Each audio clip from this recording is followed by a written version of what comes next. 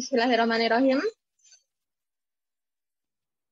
Baik, kita mulai saja Zoom kita kali ini. Selamat siang teman-teman semua. Selamat siang Bapak Ibu.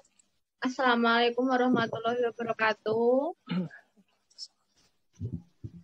Puji syukur kita panjatkan kepada Allah Subhanahu wa Ta'ala karena siang ini kita bisa melakukan kegiatan Zoom webinar dalam kondisi yang sehat walafiat, tidak kurang suatu apapun.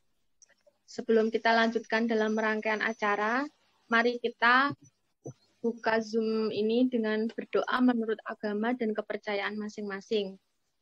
Berdoa dimulai.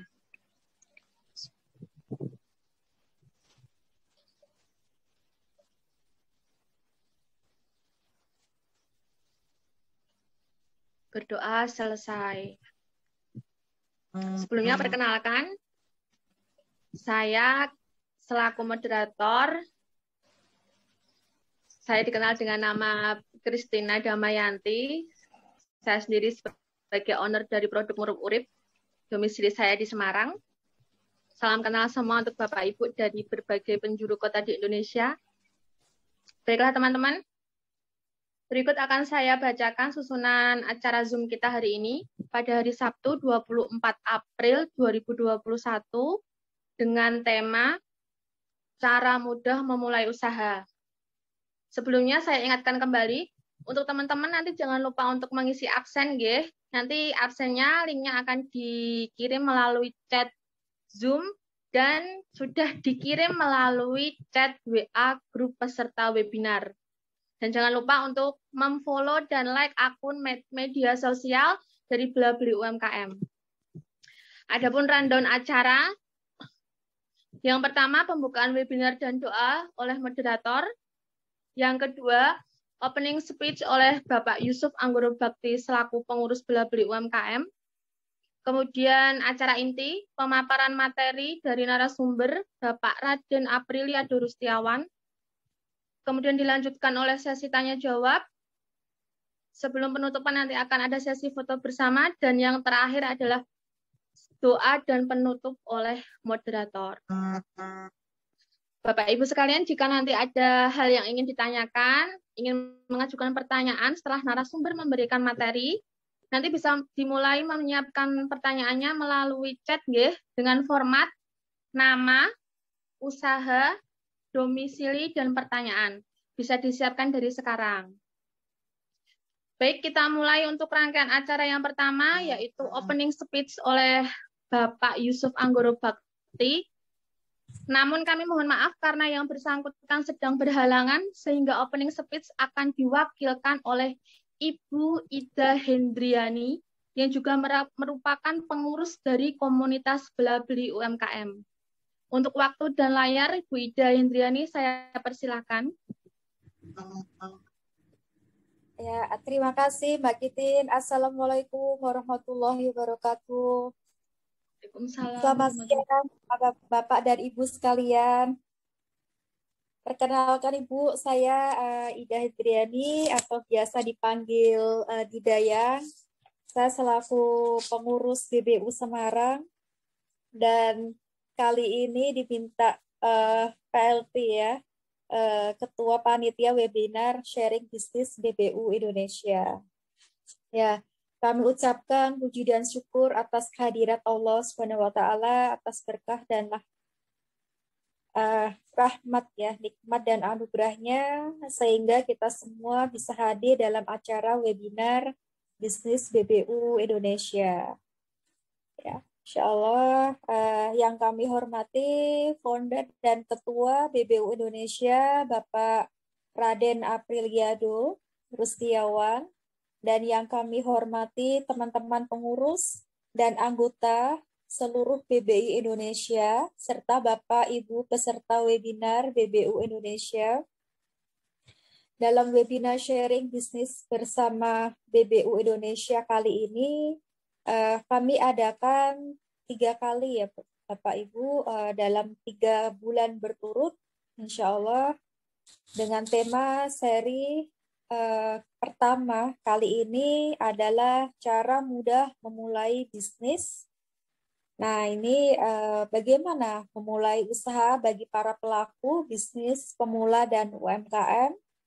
Bagaimana tips and tricks bisnis ala pengusaha sukses? Nah, untuk pemateri bisnis webinar bisnis hari ini akan disampaikan oleh pengusaha sukses multi produk Bapak Raden Apriliado Rustiawan.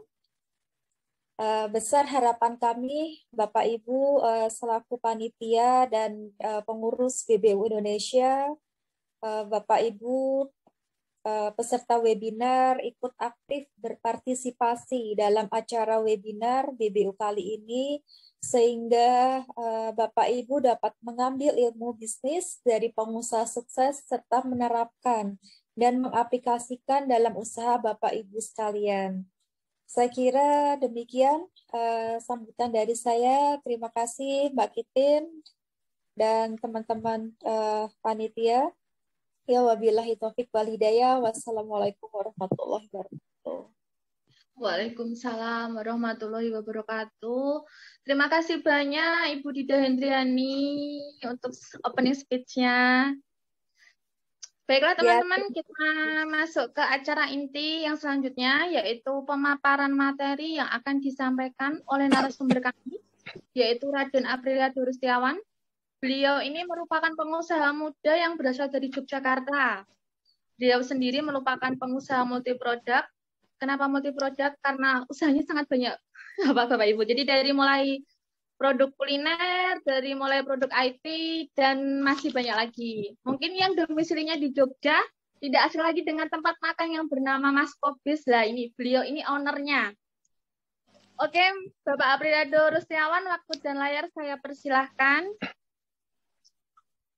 Terima kasih, Mbak Kitin. Suara saya bisa didengar, teman-teman? Bisa. Oke, Bismillah, Assalamualaikum. Yang saya hormati Ketua Panitia, peserta tim, yang saya hormati para peserta dan juga Ibu Moderator. Assalamualaikum warahmatullahi wabarakatuh. Pertama-tama sebagai umat beriman, kita panjatkan puji dan syukur atas kehadirat Allah Subhanahu wa taala, Tuhan semesta alam yang telah memberi kita rahmat, hidayah, dan segala hal, sehingga insya Allah kita bisa mengikuti webinar ini kurang lebih 1 jam ke depan ya. Dan sholawat serta salam kita aturkan kepada junjungan kita Nabi Muhammad SAW yang semoga kelak memberi syafaat kepada kita semua di hari akhir. Amin. Jadi pada kesempatan kali ini kita langsung mulai sharing aja ya. Jadi tema kali ini memang cara mudah memulai usaha. Nah, mudah ini kan sebenarnya memang mudah ya, tetapi yang akan kita maksudkan di sini adalah satu, mudah memulai, dan juga usaha itu bisa berkembang dan bertahan. Jadi kalau sekadar mudah memulai, mungkin jadi nggak perlu ada pelajaran atau sharing atau apa, karena semua orang pasti tinggal buka aja udah selesai. Akan tetapi yang terjadi banyak di antara kita, tak terkecuali saya pribadi ya, waktu awal-awal dulu memang semangat untuk buka usaha itu besar. Tetapi kadangkala saat itu terganjal di konsep. Oh, saya harus buka ini, buka itu, dan lain sebagainya. Akan tetapi nggak jalan-jalan. Akhirnya usaha itu gagal sebelum berjalan. Ada juga yang sudah buka usaha juga, akan tetapi sering kita jumpai, Mas, saya buka usaha kok baru sebulan, 2 bulan kok kayaknya nggak prospektif, lalu saya tutup. Mas, saya udah hampir 1 tahun kok nggak prospektif. Nah, dari situ memang kita tarik kesimpulan bahwa membuka usaha atau memulai usaha itu relatif mudah, akan tetapi mengembangkan ataupun mempertahankan itu yang butuh strategi. Saya nggak bilang sulit, nggak bilang mudah, akan tetapi butuh strategi ya. Jadi butuh ilmu. Nah, dari situ memang sebelum kita mulai panjang lebar diskusi, saya ingin samakan frekuensi juga ke teman-teman bahwa yang akan kita bahas di sini adalah secara keilmuan ya. Jadi bukan menafikan takdir, tetapi kalau kita udah bicara takdir rezeki, pasti sama-sama kita percaya bahwa semua makhluk yang ada di bumi ini sudah dijamin rezekinya oleh Allah. Di surat Hud, kalau saya nggak salah, di Quran itu sudah disampaikan. Tapi yang pengen saya bahas di sini adalah secara keilmuan manusia di luar tawakal itu sebelumnya diminta untuk berdoa dan berikhtiar. Nah, jadi kita akan bahas di webinar kali ini, yaitu apa sih ikhtiar yang harus kita lakukan sebagai manusia, sebagai insan, ataupun sebagai umat. Jadi pertama-tama teman-teman kalau ada yang mungkin sudah kenal dengan saya atau bahkan berteman di media sosial saya @apriliado itu sudah cukup lama sih sebenarnya sudah saya sharing tips atau panduan memulai usaha, bahkan jenis-jenis usaha apa sih yang dalam tanda kutip usaha enggak keren dan lain sebagainya, itu kita sudah mulai juga. Jadi sudah saya share juga sebenarnya, akan tetapi di sini akan saya sarikan saja bahwa sering banget ya kita waktu dulu itu waktu kecil ya, itu jadi ini poin ada 3 ya bagi saya itu tips mudah memulai usaha itu. Yang pertama itu menyiapkan atau mengubah mindset. Sering kan kita waktu masih kecil dulu ditanya oleh guru di kelas kita, anak-anak besok kalau gede cita-citanya jadi apa? Rata-rata kan menjawab pasti apa? Mungkin di antara kita juga kan ada yang jawab jadi pilot, jadi dokter, jadi guru dan lain sebagainya lah. Ya itu benar sih, nggak ada yang salah ya. Akan tetapi kok sepanjang saya sekolah ya, maksudnya sampai sekarang ini belum menemukan ada siswa yang menjawab menjadi pengusaha. Hampir nggak ada. Kekinian saja saat-saat ini memang baru mulai ada yang mana, oh saya kepengen jadi YouTuber dan lain sebagainya. Akhirnya jiwa-jiwa itu sudah, mindset itu sudah mulai terbentuk atau ada contohnya. Jadi itu saya nggak bisa bilang benar atau salah, tetapi fakta yang dulu sekali saya alami sendiri, dari kecil memang hampir nggak ada orang itu udah ditanamkan mindset untuk jadi pengusaha, sehingga dalam tanda kutip mindsetnya adalah ketika lulus sekolah ya harus cari kerja. Jadi itu mindset yang terbangun di situ, sehingga kecil potensi untuk dia menjadi pengusaha. Karena apa? Memang nggak pernah preparing, nggak pernah menyiapkan. Nah, mulai dari sini bagi para peserta ataupun kita sendiri panitia, jika memiliki anak atau tetangga atau teman atau saudara, bisa sih sebenarnya pelan-pelan diberikan pemahaman bahwa ini loh, nah atau teman kita atau siapa, bahwa ketika kita sudah besar kelak, bisa juga loh jadi pengusaha. Seperti contohin aja, misalnya oh seperti itu loh, punya televisi, punya pabrik, punya kantoran dan lain sebagainya, bahkan punya warung makan, punya ini segala macam, nggak apa-apa. Kayak orang tua misalkan saat ini dia punya warung makan atau jualan baju online segala macam, sebenarnya si anak ini dikonsep atau diarahkan untuk meneruskan usahanya pun menurut saya nggak ada yang salah. Bukan berarti terus orang, oh saya nggak mau nak kamu nanti susah seperti ibu, seperti bapak, terus nanti kamu mending kerja aja jadi misalnya nih pegawai negeri atau apa. Menurut saya kurang tepat juga ya, karena seolah-olah kita di situ tidak percaya dengan rezeki dari Allah, bahwa oh kalau jadi pegawai tetap itu rezekinya pasti aman dan segala macam. Itu berarti kurang mempercayai konsep rezeki yang diatur oleh Allah. Jadi nggak masalah, nggak usah malu anak kita diajari jadi pebisnis. Oke, kita saat ini mungkin masih hanya punya omset kecil, misalkan satu hari belum ada 1 juta, bahkan kadang satu hari penuh nggak laku 1 potong baju pun, nggak laku 1 piring pun, nggak laku 1 cup gelas pun ketika jualan. Nggak masalah. Nah, disitulah justru anak kita diajari atau dimotivasi bagaimana ya supaya anak saya ini bisa melampaui pencapaian orang tuanya. Ketika tadinya jualan baju hanya sehari 1 potong, gimana ya anak saya biar dalam 1 hari bisa 1000 potong dan lain sebagainya. Jadi ada lonjakan-lonjakan seperti itu yang sebenarnya mindset itu harus kita tanamkan ke anak kita, ke teman-teman kita, ke saudara-saudara kita. Nggak usah malu, kita jualan makanan, jualan minuman, bahkan minuman dorong, minuman keliling, segala macam. Nggak usah malu. Seperti kami pribadi, kami ada juga usaha pribadi ataupun usaha keluarga kayak penyetan Mas Tobis, penyetan Joyce, Guru Joyce, dan lain sebagainya. Itu sebenarnya semua juga awal mula kita mulai itu dari kecil. Dimulai dari kecil. Jadi kita konsepnya itu kecil, tapi kita punya spirit dan ya selalu belajar. Jadi kita memang punya kayak tantangan, gimana sih mengembangkan usaha kita, bagaimana sih supaya usaha ini bisa berkembang. Jadi menanamkan mindset ke saudara kita, ke anak kita, ke teman kita itu, bahkan ke diri kita sendiri, tidak mengenal usia. Jadi, oh saya sudah 50 tahun nih, saya sudah 40, sudah 30, saya mau ini udah telat. Nggak ada yang kata-kata telat. Banyak kok pebisnis yang mulainya dari umur 60, 70, bahkan nggak hanya memulai ya, tapi saat ini sukses besar, bahkan di tengah-tengah kita juga sudah ada yang legend, kayak contoh misalkan, maaf ya, saya sebut KFC, itu kan juga memulainya beliau sudah dari usia yang lanjut juga. Nah, jadi itu yang poin pertama dari 3 poin. Jadi mindset ini memang fondasi dasar untuk melakukan apapun.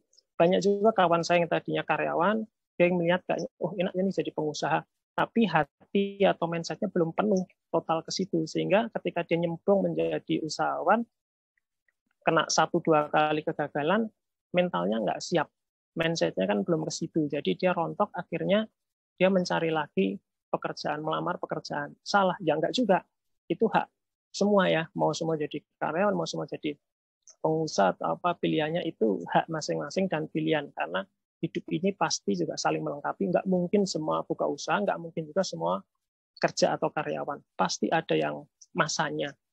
Ada karyawan dulu, lalu kelak jadi pengusaha, atau bahkan sebaliknya di pengusaha dulu. Begitu dia merasa gagal, lalu dia berubah haluan jadi karyawan atau PNS dan lain sebagainya. Itu mindset. Lalu sebenarnya selanjutnya yang nggak kalah penting tapi berkaitan adalah menyiapkan mental ya. Jadi mental ini memang penting sekali. Orang sering lupa ya. Pertama-tama yang dia lakukan itu pasti mendatangi orang yang dianggap dia sukses, pintar, segala macam. Atau kita sebut coach atau mentor atau segala macam, itu istilah-istilah yang umum. Tak terkecuali kayak saya pribadi, kadang-kala ada orang yang sharing ke saya apa segala macam.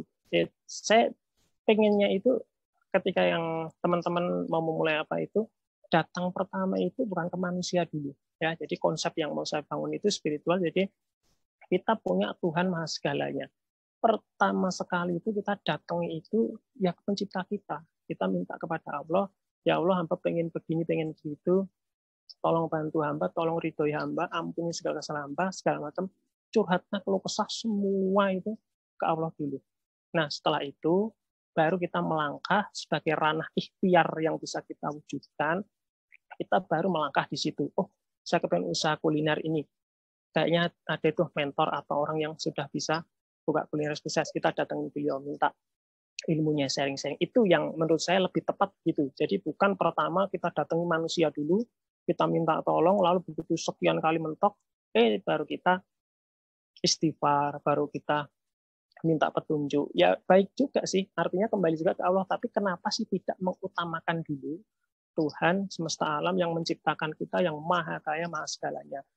Jadi konsepnya begitu. Jadi bukan berarti teman-teman ketika ada yang datang ke mentor, ke coach, atau ke guru, atau apa, salah. Enggak juga. Cuma maksud saya adalah ada juga dalam tanda kutip etika yang harus kita jalankan. Jadi pertama datangilah Allah, datangi Tuhan kita, minta semuanya ke situ. Minta semua keluh kesah, kita bahkan mau nangis, mau apa, tuangkan semuanya di situ. Setelah itu selesai, baru kita langkahkan kaki keluar ikhtiar secara manusia, yaitu apa?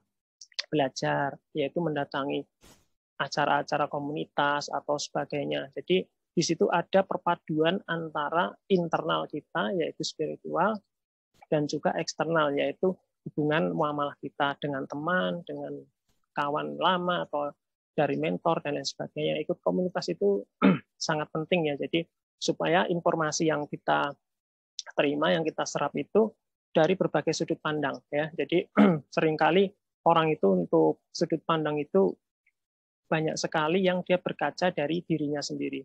Nah, ini saya ambil contoh ketika kita buka usaha, salah satu ya dari sekian banyak kegagalan teman-teman ketika buka usaha, termasuk saya pribadi ya, bukan berarti saya nggak pernah gagal, yaitu kita terlalu overconfidence, bahkan kita terlalu pede ya untuk terhadap produk kita. Jadi contoh begini, kita mau buka satu usaha nih, kita merasa, oh ini pasti ini makanan saya enak banget nih, ini baju saya jahitannya rapi banget nih, dan lain sebagainya. Pasti orang lain senang dan segala macam. Terlalu overconfidence. Dia nggak mencoba mencari tahu dulu pasar ini pengennya yang makanan seperti apa sih.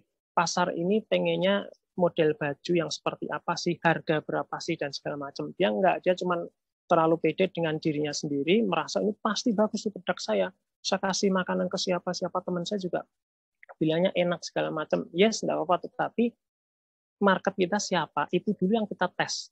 Jadi kalau kita nggak sempat ngetes bagi-bagi secara langsung, ya kita harus menggali. Contoh nih, sebagai contoh ringan aja ya, kita membuka warung mie ayam misalnya gitu ya. Cara paling sederhana adalah ya kita jajan dulu di warung mie ayam yang kita anggap ramai di daerah kita itu di mana. Kita dan ke sana. Oh, ternyata seleranya cenderung rasanya manis, rasanya gurih atau segala macam. Nah, kita bikin tuh inovasi-inovasi yang kurang lebih seperti itu. Karena pada dasarnya pembeli yang datang itu kan dia kan senang kan, cocok segala macam. Nah, kenapa kita harus bikin strategi yang terlalu rumit, bahkan malah menyelisihi dari tempat tersebut. Jadi paling sederhana seperti itu. Ada konsep kan ATM yang sangat terkenal itu, amati, tiru, dan modifikasi. Cukup seperti itu. Kita datang ke situ, kita ketahui, lalu tinggal kita di situ bisa modifikasi sesuai selera kita. Nah, di situ ada kata kunci ya, inovasi ya. Jadi kita berinovasi itu jangan teman-teman berpikir terlalu jelimet, inovasi itu harus teknologi segala macam. Enggak, inovasi itu sederhana sekali ya. Teman-teman contoh beli nasi goreng. Padomnya kan nasi goreng terus dikasih lalapan segala macam. Nah, inovasi kita sederhana, semisal dikasih parutan keju atau dikasih sosis segala macam. Itu sudah inovasi. Sesimpel itu inovasi. Tetapi kadang-kala kita terlalu jelimet mikir inovasi itu sehingga malah nggak jadi-jadi inovasinya. Padahal sederhana sekali. Jadi itu salah satu kesalahan fatal yang sering saya jumpai dan kebetulan banyak juga yang sharing-sharing ke saya itu cerita curhatnya mereka ya rata-rata di situ. Mas, saya itu bingung begini begitu, saya sudah melakukan A, B dan segala macam kok masih gagal dan lain sebagainya. Jadi di situ selalu saya tekankan kembalikan ya kamu perbaiki dulu niatmu dulu. Doa dulu, perbanyak doa dulu, ibadah dulu, baru ngurus bisnismu. Jadi bukan ke dunia kita, ke bisnis kita dulu, kita lupakan Sang Pencipta. Enggak, kembalikan dulu ke Sang Pencipta, perbaiki dulu hubungan kita dengan Sang Pencipta, ibadah kita, clear, baru kita lihat tuh masalah kita dengan bisnis kita apa, kita urai di situ. Karena sejatinya kepintaran itu tidak berarti ya, dalam tanda kutip nggak berarti itu. Karena apa? Yang menggerakkan customer kita itu bukan kepintaran kita, tetapi mutlak itu Allah yang menggerakkan. Kaki mereka melangkah ke tempat kita, jari mereka mengetik order kita, itu bukan karena kita pintar, tapi karena Allah lah yang menggerakkan kaki mereka, jari mereka. Nah, caranya dari mana? Itu dia. Kita disuruh ikhtiar, disuruh belajar. Supaya apa? Secara manusia, kita juga melakukan doing something. Nggak cuma kita diem, wah nanti juga pasti rezeki datang. Konsepnya nggak begitu. Nggak begitu. Jadi nggak mungkin uang turun dari langit sekepok begitu. Nggak mungkin begitu. Tetap kita harus melakukan sesuatu melalui perantara. Nah, perantara itulah yang kita sebut dengan ikhtiar atau manajemen atau tips atau trik. Jadi di situ kita harus pahaminya. Jadi kembali ke poin awal sebagai judul, ada 3 tadi, itu adalah kedua, lalu yang terakhir ini melakukan analisis usaha. Nah, analisis usaha ini sebenarnya agak detail ya. Jadi kalau saya bahas di sini mungkin waktunya nggak cukup, tapi saya singkatkan saja bahwa analisis usaha ini yang pertama banget ini berkaitan sama hal teknis, yaitu siapa sih segmen pembeli kita, apakah menengah ke atas atau menengah ke bawah atau konsumen yang bagaimana. Terus juga nanti segmen customer kita spesifik lagi ya demografinya, apakah dia perempuan atau laki-laki, usianya berapa dan lain sebagainya. Itu ranah teknis ya. Tetapi kalau teman-teman mau lebih bisa dalam tanda kutip ya lebih bisa berhasil itu memang harus ketahui hal itu. Nanti namanya ada riset pasar segala macam, tapi kalau kita terangkan pasti itu ribet. Tetapi insya Allah kalau memang ada waktu memungkinkan, insya Allah kita akan bedah di webinar selanjutnya. Atau kalau enggak nanti teman-teman bisa ikuti di media sosial saya pribadi atau di media sosialnya Bela-Beli UMKM. Insya Allah nanti sesekali akan kita kupas. Atau lain waktu teman-teman juga bisa mendatangi kami di kantor kami, sekretariat, kita sharing-sharing. Jadi saya teruskan tadi untuk secara singkatnya memang melakukan analisis usaha itu gampang tetapi butuh ketelatenan, karena kita harus tahu market size kita. Market size itu contohnya begini ya. Jadi di satu daerah yang mau kita bukain usaha itu tuh ada kemampuan potensi market seberapa sih? Paling gampang di situ ada orang berapa. Oh, di situ ada penduduk sekitar 500 orang di sekitaran radius 1 kilometer kita. Berarti di situ ada potensi kita dapat 10%-nya nih. Oh, berarti kalau 10% saya bisa jangkau, ada 100 nih. 100 dari 1000 kan tadi. Nah, dari 500 ada 50 orang yang bisa kita tarik untuk menjadi pembeli kita. Misalnya kita mau buka warung makan. Jadi di situ kita bisa kalkulasi, oh, satu porsi 10.000 kalikan 50 ketemu 500.000. Mantap, masuk nggak nih dengan target omset yang kita tentukan? Kalau udah masuk, nah berarti itu market size di situ masuk. Berarti kita masih bisa bermain di situ. Jadi jangan sampai market size atau pasar, kalau namanya itu red ocean ya, jadi samudra yang sudah merah itu sudah padat pesaing. Kalau sudah memang nggak ada di situ peluang kita yang kita bisa masuk, kita mending cari ke yang masih blue ocean. Jadi yang masih belum banyak kompetisi di situ yang masih kita bisa masuki. Tetapi red ocean pun kalau memang masih ada peluang kita masuk, itu lebih bagus karena teman-teman tidak perlu repot-repot untuk perkenalan produk dan lain sebagainya, karena market sudah tahu. Tinggal kita menyiapkan inovasinya, menyiapkan hal teknis untuk pemasarannya. Secara sederhana sih kurang lebih seperti itu. Jadi saya rangkumkan sekali lagi, pemulai usaha itu memang relatif mudah ya saya bilang, tetapi memang membutuhkan keseriusan, keuletan untuk tidak sekedar membuka, tetapi kita bisa mengembangkan usaha dan bahkan mempertahankan. Jadi dalam ilmu manajemen ada konsep product life cycle ya, atau PLC itu ada diawali dengan introducing, lalu nanti di situ growing, maturity, kemudian declining. Jadi fase semua usaha, semua produk seperti itu. Nah, di webinar kali ini kita ini baru masuk nih fase pertama, introducing. Jadi kita baru perkenalan ke market. Jadi belum masuk ke tahap yang selanjutnya. Insya Allah di webinar ini kan kita ada 3 seri ya. Seri 1 ini cara memulai usaha. Lalu insya Allah bulan depan itu lebih ke tips marketing, dan bulan depannya lagi insya Allah lebih ke manajemen keuangan. Jadi ada kurikulumnya. Teman-teman membuka usaha dulu, lalu setelah itu kita pandu untuk memasarkannya, dan kemudian setelah berjalan pemasarannya, kita pandu lagi untuk bagaimana mencatatnya.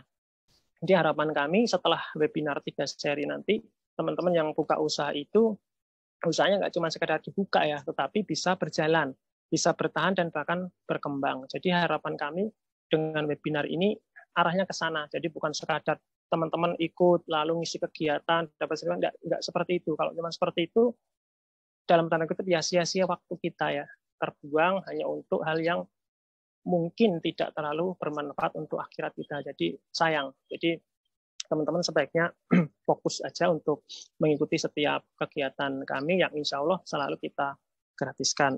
Dan selanjutnya sebelum saya tutup dan nanti masuk ke tanya jawab, cara paling mudah itu untuk entry market ya. Jadi kita kan UMKM nih, rata-rata mayoritas ya ada di kita ini. UMKM ini cara paling mudah masuk market ini memang kita ikutin aja maunya pasar. Ya, jadi maunya pasar maksudnya bagaimana? Maksudnya adalah contoh, kita nggak usah jauh ya, kita mau bicara masalah makanan aja, karena kuliner ini kan dimanapun mendominasi, karena kehidupan manusia juga vital. Kita mau buka kuliner. Nah, nggak usah kita jauh-jauh. Kita lihat dulu kita mau bukanya, rencana kita di mana nih? Oh, tempat situ. Kita survei ringan aja. Di situ kira-kira yang rame itu apa sih? Warung apa di situ? Jenis makanan apa? Jadi sederhana di situ. Oh, ternyata di situ nasi goreng. Nah, nasi goreng yang seperti apa itu kita definisikan lagi. Oh, nasi goreng yang cenderungnya itu tanpa saus misalkan. Jadi dia hanya dengan bumbu-bumbu yang alami.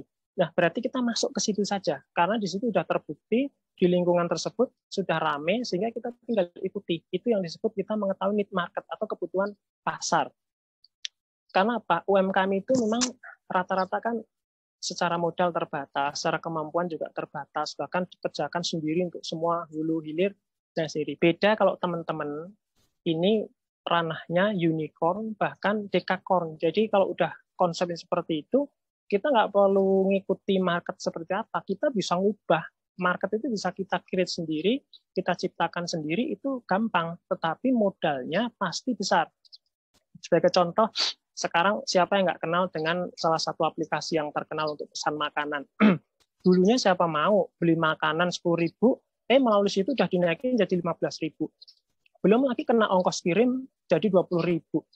Padahal makanannya sama, tapi sering waktu bagaimana caranya? Mereka bakar uang kan.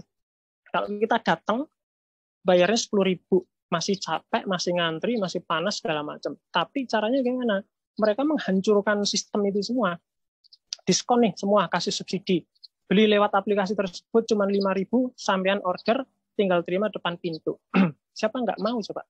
10.000 kita harus pakai kendaraan, datang ke situ, belum ngantrinya lagi, belum kena parkir dan lain sebagainya. Ini cuma tinggal buka HP, pesan, cuma harga 5.000, lebih murah setengahnya, 10.000 dapat 2 porsi. Itulah cara-cara seperti itu, konsep bakar uang ya. Dan ini kalian juga pernah saya share di media sosial kami. Jadi konsep bakar uang seperti itu memang dalam tanda kutip akan mau nggak mau ya akan membuat pasar baru dan mematikan pasar lama. Itu sudah hukum alamnya seperti itu. Jadi saya berharap kita semua sebagai pelaku UMKM yang kita lakukan apa, yaitu kita solid, kita kompak. Jadi dalam arti kompak solid itu kita jangan mudah tergiur dengan embel-embel teknologi yang memudahkan kita, lalu kita buta dengannya ikutin semua. Tidak begitu. Kita tetap harus kaji dulu ini manfaatnya apa sih untuk kelanjutan kita dan sebagainya. Jadi manfaat bukan hanya untuk diri pribadi ya. Kalau itu nanti akan jadi orang egois kita. Jadi manfaat itu untuk umat, untuk masyarakat banyak. Kalau kita dapat manfaat tapi sekitar kita mayoritas dapat jelek mudaratnya, ya kita ngalah. Oh, berarti kita bisa jadi nggak bermanfaat. Kita cari yang lain lagi. Karena sebaik-baik manusia itu kan adalah yang bermanfaat bagi orang lain. Jadi artinya kepedulian sosial kita juga harus kita ketahui. Kita sukses usaha kita, tetapi lingkungan kita atau sekitar kita juga harus ikutan terciprati kan. Kesuksesannya itu bukan hanya sekadar kita pribadi yang sukses. Nah, jadi kurang lebih itu, nanti kita lanjut di sesi tanya-jawab. Jadi pesan saya itu memang lebih ke arah bagaimana caranya UMKM ini bisa menentukan apa sih maunya market, maunya pasar, itu paling mudah di situ. Jadi kita tinggal penuhi saja, tinggal kita kasih sedikit inovasi, sudah insya Allah di situ akan lebih bisa mudah. Ingat ya sekali lagi, UMKM itu kalau kita udah jalan usaha kurang lebih 3 bulan saja, sudah kelihatan, oh usaha ini prospektif atau harus kita pivot ganti yang lain. Nggak usah terlalu lama, nggak usah nunggu, Mas, ini kan saya baru merintis, butuh 2 tahun, 3 tahun, segala macam. Boleh, terserah ya, tetapi kalau pengalaman kami untuk UMKM skala mikro, bahkan skala ultra mikro atau nano itu, 3 bulan atau 4 bulan itu udah kelihatan trennya. Oh, ini usahanya kayaknya prospektif, kita terusin, kita dorong nih. Atau ini saya stuck nih, bahkan cenderung dia decline. Sudah, tutup aja. Bismillah, ganti yang lain. Tapi jangan sampai baru 1 hari, 2 hari, 1 bulan, ganti-ganti terus, nggak akan ketemu. Karena belum ada masa dia inkubasi, bahasanya itu sudah kita ganti, itu nggak efektif juga. Paling nggak 3-4 bulan, paling mentok setengah tahun. Sebenarnya kita kelihatan, mau kita stop, atau kita teruskan, atau dan lain sebagainya, itu kelihatan. Nggak usah nunggu 1 tahun, 2 tahun, 3 tahun, kelamaan. Pasti kelamaan, karena ujung-ujungnya sama. Karena itu, bulan kami juga sudah melakukan, dalam tanda kutip, bukan riset ya, tapi cuma kayak sharing-sharing biasa, kami buat semacam data, oh ternyata dalam 3-6 bulan itu, UMKM itu sudah bisa diketahui arahnya, ini baik atau enggak, stop atau terus. Kurang lebih begitu ya teman-teman, kurang lebih yang bisa saya sampaikan. Nanti kita lanjut lagi di sesi tanya-jawab, yang insya Allah akan kita coba bantu jawab segala pertanyaannya. Demikian yang bisa saya sampaikan, kurang lebihnya saya minta maaf, waktu dan layar saya kembalikan ke moderator. Assalamualaikum warahmatullahi wabarakatuh. Waalaikumsalam warahmatullahi wabarakatuh. Terima kasih Bapak Raden Aprilia Durustiawan. Semoga ilmunya bermanfaat dan memberikan positive vibes kepada teman-teman semua yang ingin memulai usahanya atau yang sudah memulai usahanya tapi masih ragu-ragu. Tetap semangat, tetap bergerak. Saya ingatkan lagi teman-teman semua untuk jangan lupa mengisi absensi. Linknya sudah di-share di chat Zoom. Sesuai formatnya diisi semua. Dan yang ingin menanyakan, masih kami buka sesi untuk tanya jawab. Silakan dicat sesuai formatnya, nama, usaha, domisili, dan pertanyaan.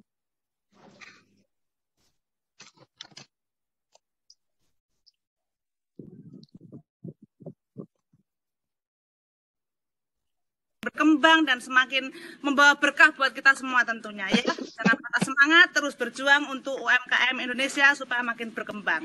Oke, terima kasih. Assalamualaikum. Assalamualaikum Skrumia, jangan lupa ya di follow akun Instagram Bella Beli UMKM. Nah,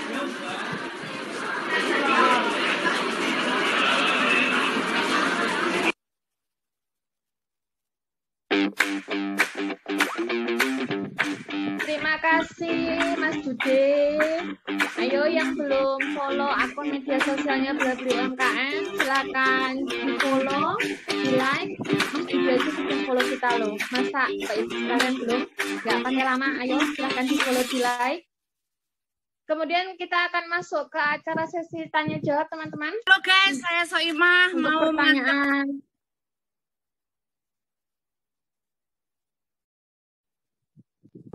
Untuk pertanyaan yang pertama dari Ibu Riyahati. Jadi beliau ini sudah memulai usahanya selama 4 tahun. Usahanya ini adalah kue tart dan baru-baru ini sudah membuka dessert box. Ya, yang ditanyakan adalah dari komunitas Bella Beli UMKM ini apakah menyediakan jasa untuk konten video promosi dalam durasi pendek untuk di media sosial? Apakah itu berbayar atau free? Jika berbayar juga budgetnya sekitar berapa? Mohon pencerahannya. Monggo Bapak narasumber. Waktu dan layar saya persilakan. Oke, baik. Terima kasih dari Bu Riyahati ya. Tadi kue tart ya, kalau nggak salah ya. Jadi pertanyaan tadi, apakah ada, saya tangkapnya saya, jadi apakah ada jasa konten pembuatan video promosi anggota oleh komunitas Bella Beli UMKM? Kurang lebih gitu ya, Bu Moderator? Iya, iya betul Pak. Ya, ya.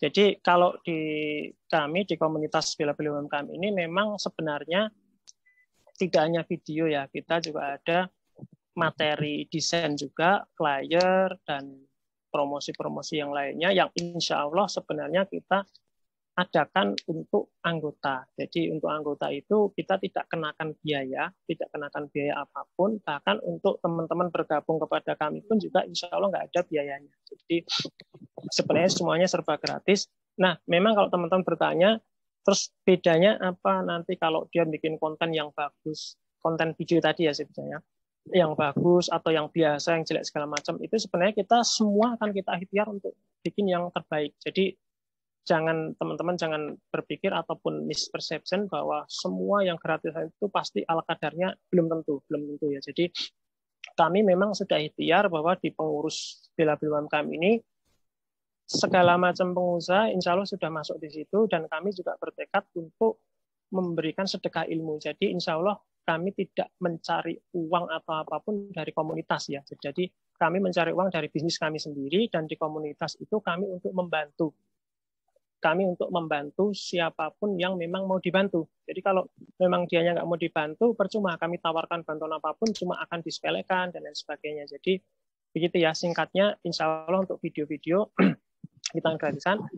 Hanya memang jika beda kota, luar kota segala macam, itu mungkin jadi bahasanya itu untuk transportasi segala macam itu nanti silakan dirembuk. Kalau kami ada kepengurusan, selama di situ ada pengurusnya, insya Allah nggak perlu berbayar, karena kan memang satu kota juga. Beda kalau dari Ibu Riyahati tadi, misalnya di Kalimantan, kami di Jawa misalkan, kan ada jarak nih yang memang jauh. Nah itu mungkin yang akan muncul, dan itu sekali lagi ya saya tegaskan, bukan di tarifnya. Kami tidak akan pernah, insya Allah ya, tidak akan pernah memasang tarif apapun untuk membantu UMKM. Nggak akan pernah kita tarif apapun. Kalau di luar itu terserah ya. Jadi untuk transportasi apa segala macam itu kalau di luar kota atau terlalu jauh, itu biasanya hanya ke masalah itu. Jadi masukkan ke kontennya sendiri. Jadi teman-teman nanti yang belum gabung di Bela Beli UMKM bisa sharing-sharing dulu, tanya-tanya dulu, oh di kota ini ada enggak atau segala macam. Nanti di situ kita bisa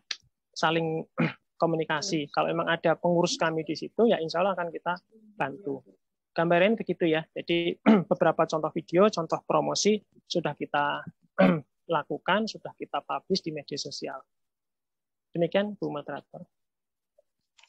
Terima kasih untuk Bapak narasumber. Untuk pertanyaan yang kedua, yaitu tips untuk berjualan offline di tengah-tengah maraknya penjualan online. Bapak narasumber. Pertanyaan dari Ibu Maisarah di Semarang. Maisarah, tips jualan offline ya. Saya sambil tulis. Saya terbiasa nulis.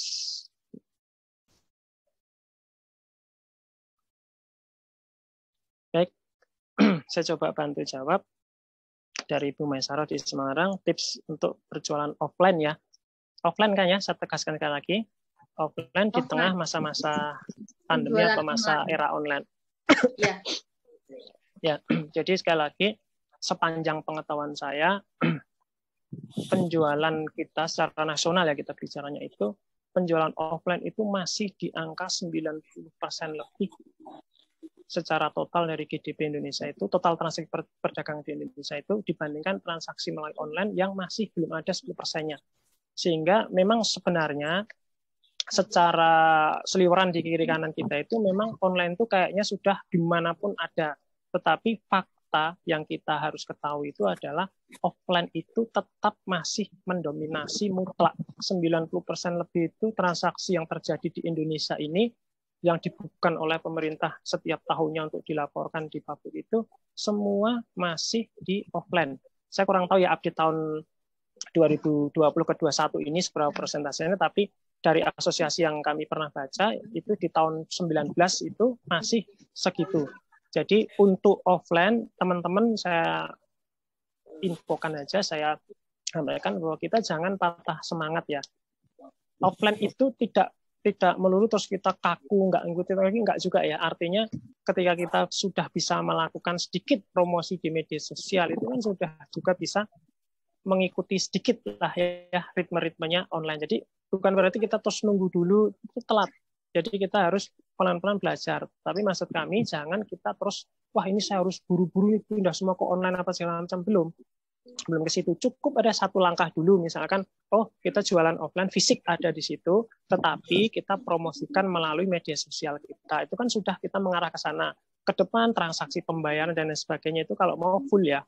Online itu kan sebenarnya ada kesatuan, bukan hanya sekadar di medsos selalu disebut online, kan sebenarnya yang saya ketahui nggak seperti itu. Ada metode pembayarannya, cara pembelian, dan lain sebagainya itu harus melalui daring semua. Jadi kalau nggak seperti itu masih sebenarnya disebut offline, bahkan semi ya, masih semi online. Nah, jadi kesimpulan yang bisa saya sampaikan, kami sendiri ya, contoh yang terbaru yang kami lakukan untuk seluruh peserta, saya sendiri itu baru kurang lebih mungkin di 3 bulan atau 2 bulan terakhir ini, kami masuk buka usaha Pegia itu bergerak di bidang penjualan buah dan sayur-sayuran alami. Arti alami ini semacam organik ya, karena dia non-pestisida, tapi kami nggak labeli organik, kami kasih alami karena kalau organik konsekuensinya panjang, harus sertifikat ini, itu, segala macam, sedangkan kami nggak mau terlalu ke sana, yang penting kami punya spirit dakwah untuk menjual sayur yang sehat, non semprot, non kimiawi.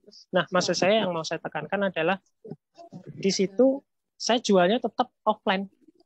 Online hanya saya lakukan untuk ngeblas data. Nah, di sini kita harus main data. Saya suruh kurir saya untuk radius 1-2 kilo dari tempat kami berada itu, untuk dia datang satu persatu. Kita data, minta nama, nomor WA-nya, segala macam. Setiap hari kita tawari. Harga sayur update hari ini sekian, sembako sekian. Nah, setiap hari dia akan nanti rekap, terus dia kirim. Itu yang sederhana sekali yang bisa kami lakukan itu seperti itu. Jadi itu kami jualan offline, ada fisik usahanya di situ, jualan sayur, benar-benar cuman sayur ya, kayak sawi, kayak kobis, terung, segala macam. Seperti itu. Jadi kami lakukan hal seperti itu, tapi kita mainkan data. Jadi segmen-segmen orang yang nggak mau ribet, nggak mau ketemu orang, masih dia di rumah aja dan segala macam. Nah, kita datangin itu, kita ambil itu sebagai market tadi kan, saya bilang itu adalah peluang. sesungguhnya produk yang sukses itu adalah produk yang menghadirkan solusi atas masalah orang. Itu kan produk yang sukses seperti itu. Jadi orang punya masalah, kita nyari solusi, menghadirkan solusinya. Insya Allah itu akan jadi solusinya. Singkatnya begitu ya. Jadi nggak perlu khawatir untuk offline-nya. Kami sendiri menjalankan dan alhamdulillah juga terus bisa berjalan. Jadi offline tetap masih bisa terus bertahan. Tips sederhananya tetap kita harus mulai main data dan juga mencoba media sosial. Itu efektif dan murah, gratis ya. Demikian kurang lebih yang biasa saja. Baik, terima kasih Bapak narasumber. Kita masuk ke pertanyaan yang ketiga, yaitu dari Ibu Novita Herawati. Beliau domisilinya di Purwokerto.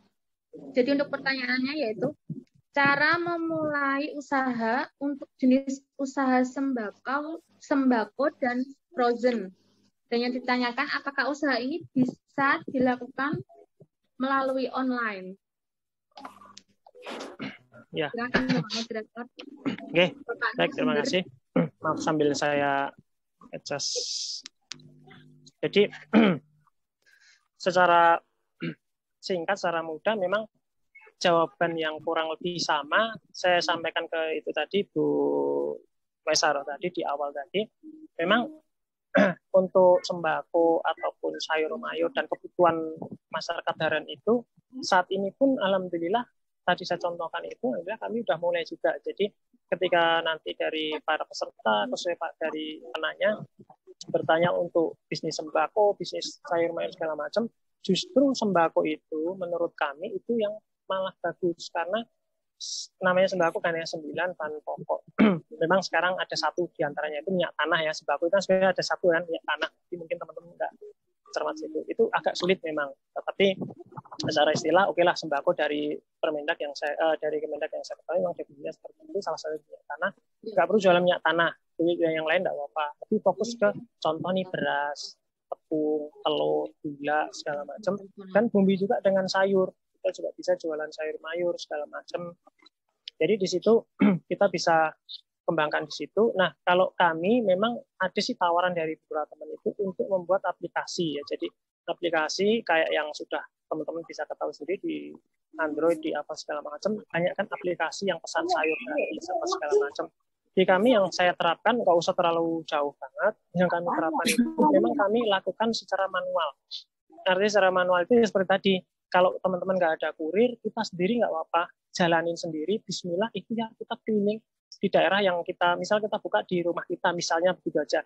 Berarti kita harus mau dan nggak usah malu, keliling ke tetangga, ke sekitar kita, radius 1 kilo atau 2 kilo aja, yang masih bisa terhandle, kita minta data mereka. Kalau diperkenankan, kita minta nomor WA. Setiap hari kita blast info ke beliau-beliau ini. Tawarkan informasi seperti itu. Kenapa kok setiap hari? Karena ini sayur. Beda dengan produk yang lain ya. Ada secara intervalnya bisa sepekan sekali, bisa sebulan sekali. Ini karena sayur update harian. Dan mereka juga pesan PO harian. Jadi pakai seperti itu, kita nggak perlu harus yang berbayar mahal. Karena saya pernah ditawar aplikasi ya memang mahal juga termasuknya untuk membuatnya, mendevelopnya seperti itu. Makanya kami siasati dengan itu kami bayar kurir saja, kami kas gaji untuk kurir, akan tetapi dari situ malah lebih efektif karena Pak Kurir kan langsung menjangkau ke customer real kita, kebutuhannya apa, komplainnya seperti apa. Bahkan kemarin kami juga pernah diorder jaraknya itu sekitar hampir 15 km. Kami gratiskan ongkirnya, tidak masalah karena saya pikir tidak apa-apa lah, kurirnya juga tetap dapat gaji, tetap kami bayar gitu loh. Jadi itu untuk service excellent ke pelanggan. Jadi sekali lagi mau online mau offline, yang penting kalau menurut saya itu metode yang tepat itu harus dilihat masing-masing di daerah tersebut karena cara yang tepat di daerah A belum tentu tepat di daerah B. Produk laku banget di daerah A, belum tentu di daerah B juga bisa laku. Jadi memang harus disetujui dulu di daerah tersebut apa sih metode yang tepat dan produk apa yang tepat. Jadi secara spesifik detailnya nanti kalau memang masih membutuhkan jawaban kita bisa diskusi lagi di grup ya. Jadi gambaran umumnya sembako, sayur atau segala macam tetap kombinasinya tidak harus mutlak online, tidak harus juga offline. Kita harus melihat dulu market di daerah kita itu cocoknya apa. Kurang lebih gitu ya.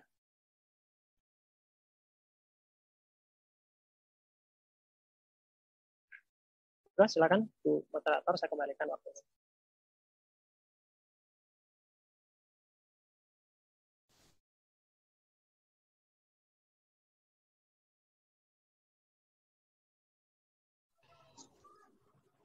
Maaf, moderatornya masih di mute Mbak, mic-nya Mbak. Oh iya, maaf. Terima kasih Bapak narasumber untuk pertanyaan yang keempat dari Ibu Vidya Perdani. Beliau domisilinya di Jakarta Timur. Untuk kuliner ayam gatsu usahanya. Nah, yang ditanyakan di sini adalah bagaimana cara promosi produk yang betul, karena penjualannya yang online itu justru lebih bagus dengan penjualan di tempatnya langsung, gitu Bapak. Hampir mirip-mirip sih sama pertanyaan yang lain sebenarnya. Ya. Silakan Bapak narasumber. Oke, baik, terima kasih Bu Fitria. Jadi mungkin bisa jadi berkaitan tadi yang perlu saya sampaikan. Makanya kalau saya pribadi, saya tidak akan menghukumi bahwa online, offline itu baik yang mana, bagus yang mana. Saya nggak kerana ke situ ya, karena semua itu tidak bisa mutlak. Semua akan tergantung daerah kita mana dan juga produk kita. Barusan di pertanyaan sebelumnya saya sampaikan, produk A belum tentu cocok di daerah B, ataupun juga belum tentu cocok metode A untuk di daerah untuk metode B. Jadi semua ada metodenya. Seperti yang saya sampaikan, kalau dari Bu Fitria tadi, gimana ya caranya ketika online-nya lebih baik dibanding offline? Menurut saya tidak apa-apa. Tetapi saran saya sekali lagi ya, barusan kemarin kita hari ini mungkin ya di medsos kami juga kita rilis bahwa kita harus berdaulat dalam bisnis. Maksudnya bagaimana?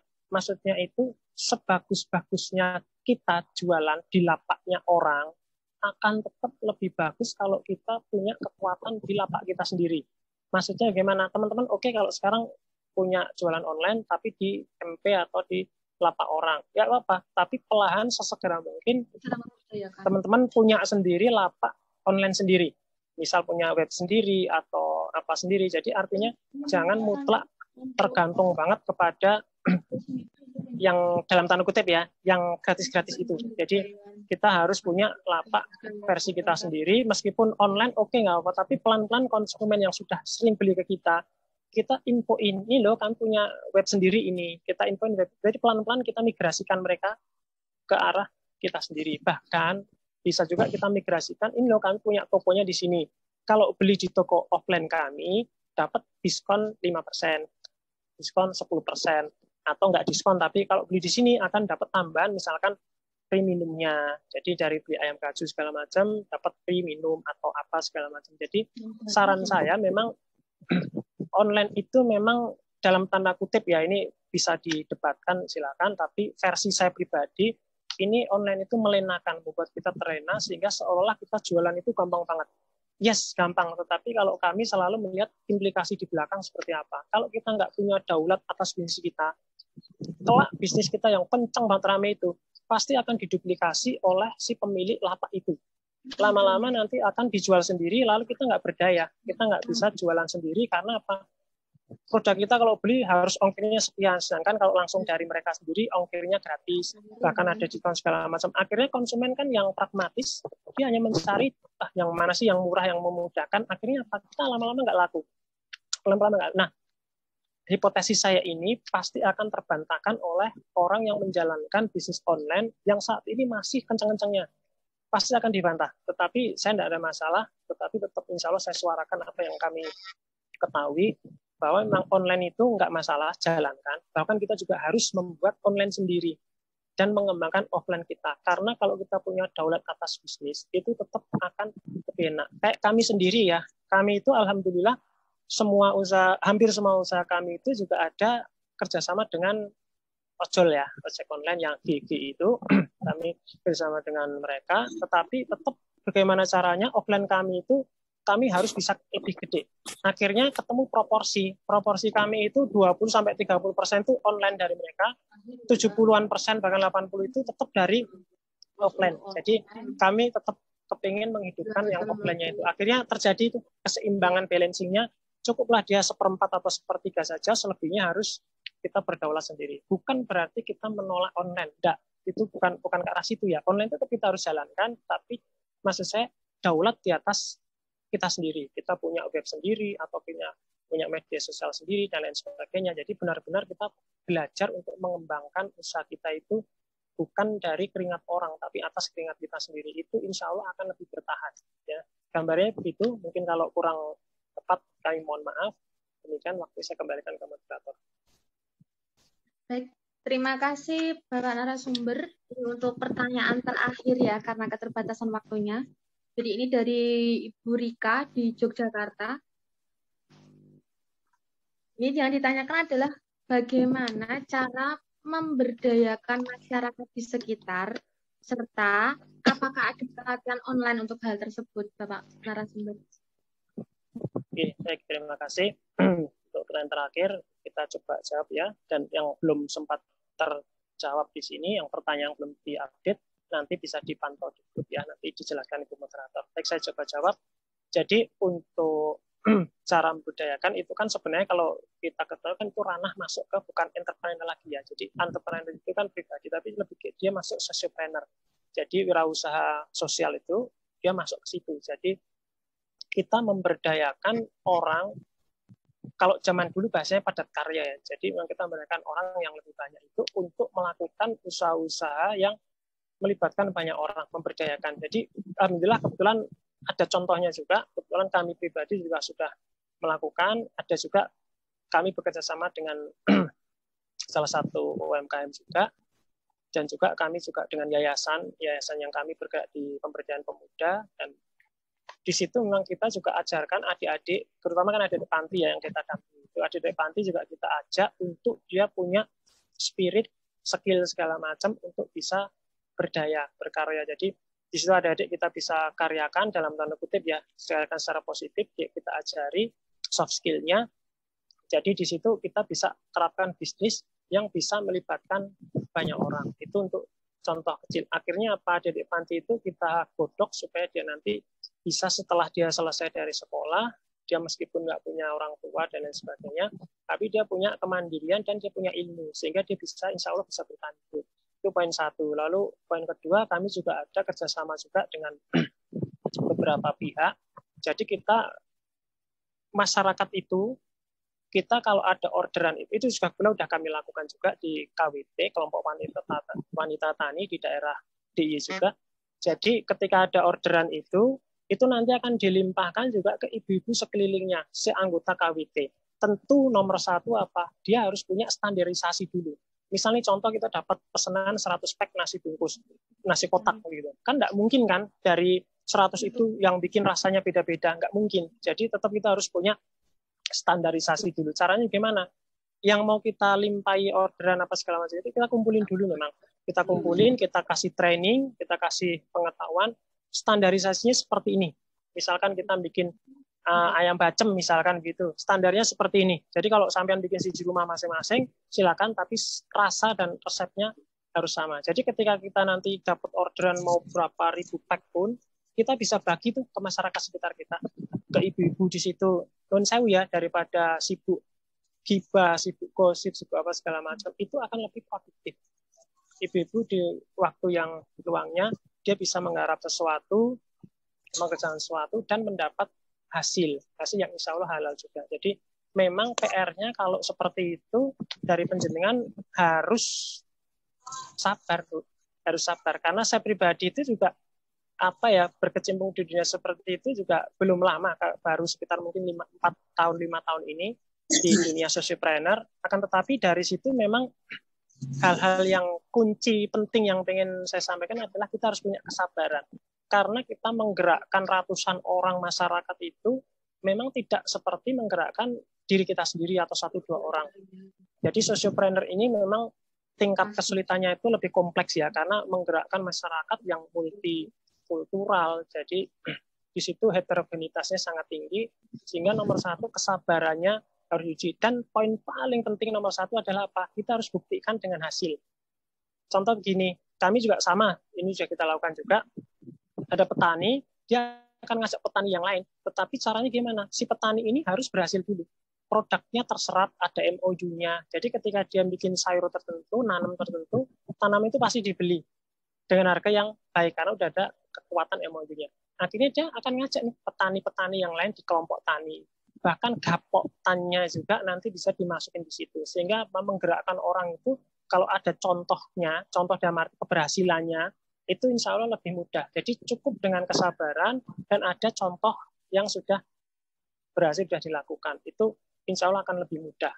Demikian kurang lebih yang bisa saya jawab. Saya kembalikan ke Ibu Moderator.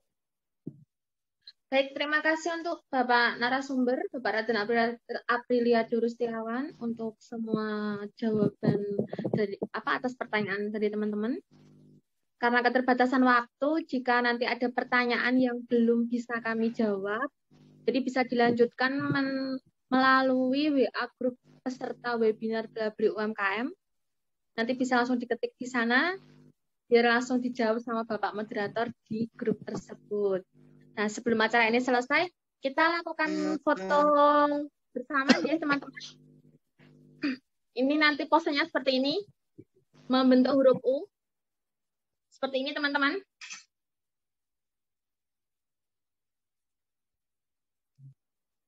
Silakan semua untuk on kamera dengan posisi tangan seperti ini.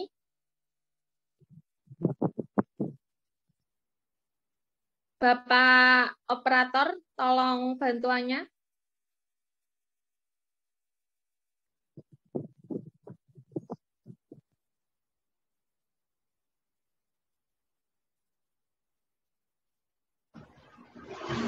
Oke, mohon tahan sebentar. Ya, terima kasih. Terima kasih untuk Bapak Moderator. Baik teman-teman, semoga ilmu yang kita peroleh hari ini bisa bermanfaat untuk kita semua. Semoga membawa keberkahan juga untuk kita semua juga. Dan untuk teman-teman, saya juga terima kasih sekali. Semoga membuat perubahan lebih baik untuk kita semua. Tetap bergerak, tetap semangat teman-teman semua. Baiklah, akhirnya sampai di sesi yang terakhir. Sebelum acara ini saya tutup, maka kita berdoa bersama. Berdoa dimulai.